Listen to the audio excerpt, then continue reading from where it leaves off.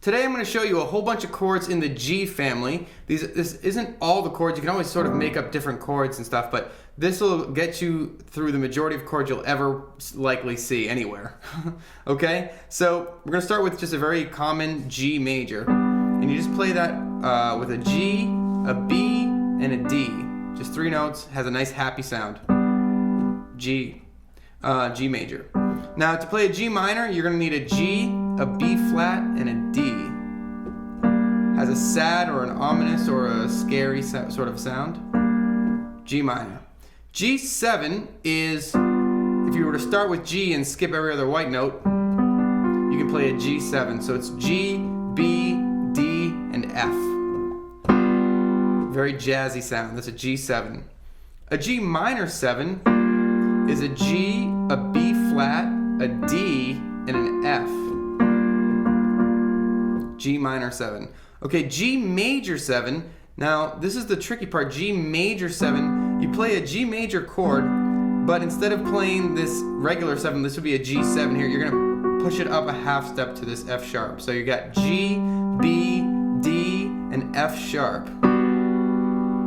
G major 7. Okay?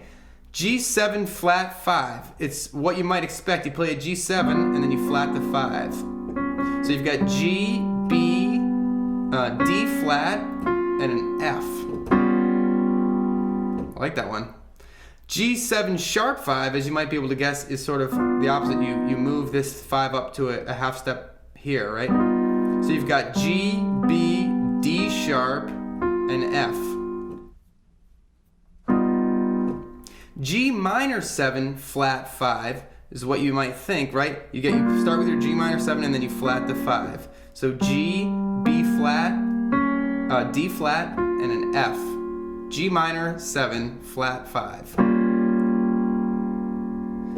G7 flat 9 is what you might think too, right? You've got you take a G9. Well, we don't know that quite yet. But you're going to play a G7, so that's G, B, D, and F. And then you're going to play a flat 9, which I'm going to tell you is A flat. And you'll notice I'm playing with 2 hands here.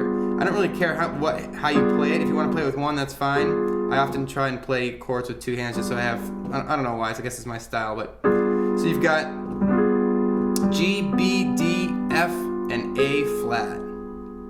All right?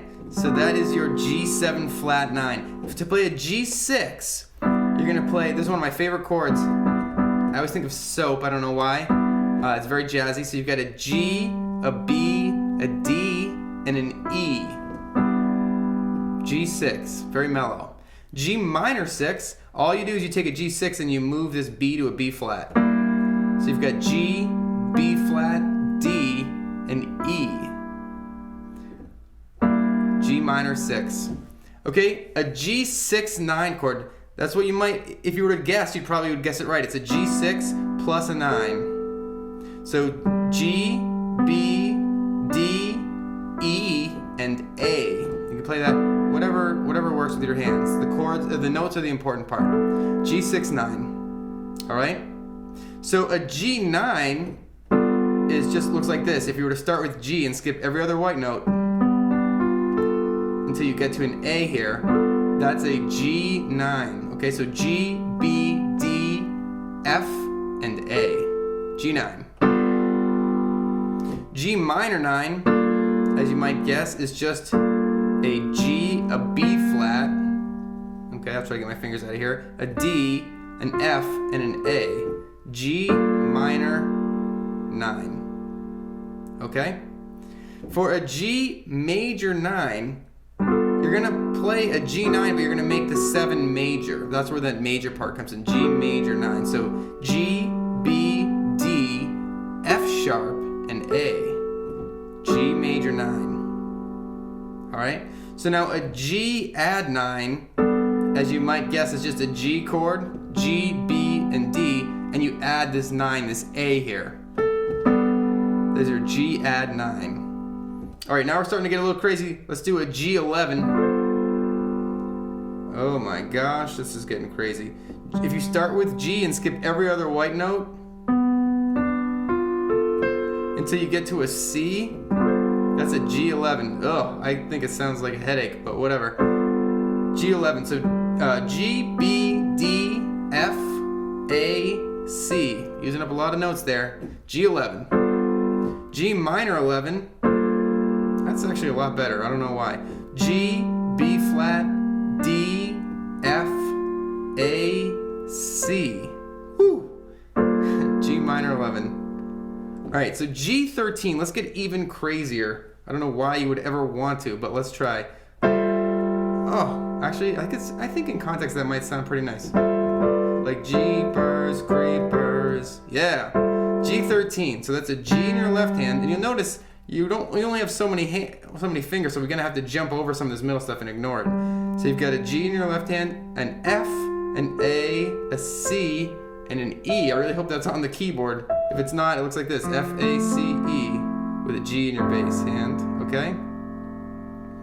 So there's your G13. For a G sus2, this is a good one. You use it in a lot to resolve to other chords. G sus2, so that's a G, an A, and a D. Pretty simple. G sus4 is a G, a C, and a D. You might hear it with like amen, amen, It's the sustained chords tend to resolve. So G, C, and D. That's a G sus4. Now a G diminished. Diminished chords are very interesting. They sound like vampires to my ears. But you start with your note G and you count up 3 half steps. So 1, 2, 3, and you do that again. 1, 2, 3, and that's your chord. That's a G diminished. Often written G dim. So that's a G, a B flat, and a D flat.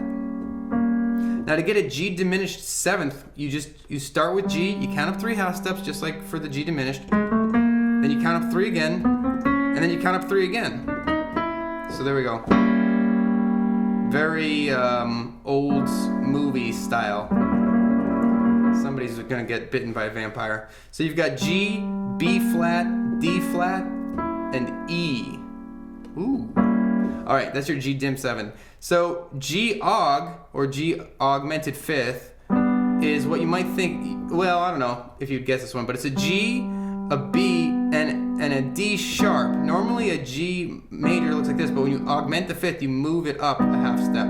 So G, B, and D sharp. G aug.